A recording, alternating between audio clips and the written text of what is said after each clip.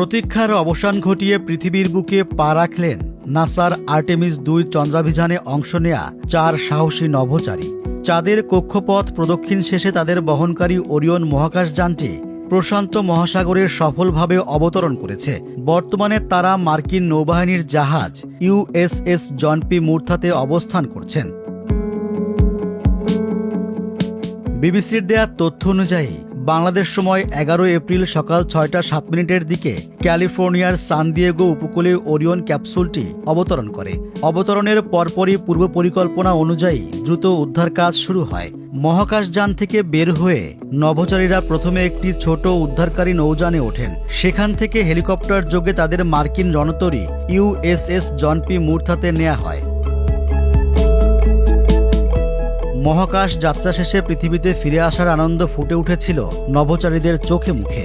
জাহাজের ফ্লাইট ডেকে অবতরণের পর ক্রিস্টিনো কোচ ও ভিক্টর গ্লোভারকে হেলিকপ্টারে বসেই হাসি মুখে ছবি তুলতে দেখা যায়। পরে তাদের জাহাজের ডেকে কিছুক্ষণ হাঁটাহাঁটি করতেও দেখা গেছে।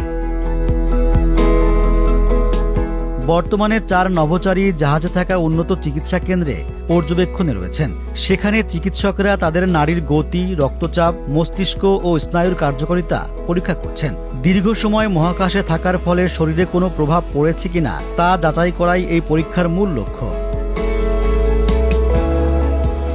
ওরিয়ন ক্যাপসুলের সফল অবতরণের পর হিউস্টনের জনসন স্পেস সেন্টারে এক সংবাদ সম্মেলনের আয়োজন করেন নাসার কর্মকর্তারা। আর্টেমিস ২ অভিযানের এন্ট্রি ফ্লাইট ডিরেক্টর রিক হেনফ্লিং সেখানে বলেন, অভিযাত্রী দলের সবাই অত্যন্ত খুশি ও সুস্থ আছেন। তারা এখন হিউস্টনে ফেরার জন্য পুরোপুরি প্রস্তুত। সংবাদ সম্মেলনে পরবর্তী অভিযান অর্থাৎ আর্টেমিস ৩-এর নভোচারীদের নাম ঘোষণার বিষয়ে জানতে চাওয়া হলে হেনফ্লিং সংক্ষেপে জানান, খুব শীঘ্রই এই ঘোষণা আসছে। নাসা জানিয়েছে তাদের বর্তমান প্রধান লক্ষ্য হল নভোচারীদের দ্রুত তাদের পরিবারের কাছে পৌঁছে দেয়া। ধারণা করা হচ্ছে ১২ এপ্রিল স্থানীয় সময় সন্ধ্যা ৭টার মধ্যে তারা হিউস্টনে পৌঁছাবেন।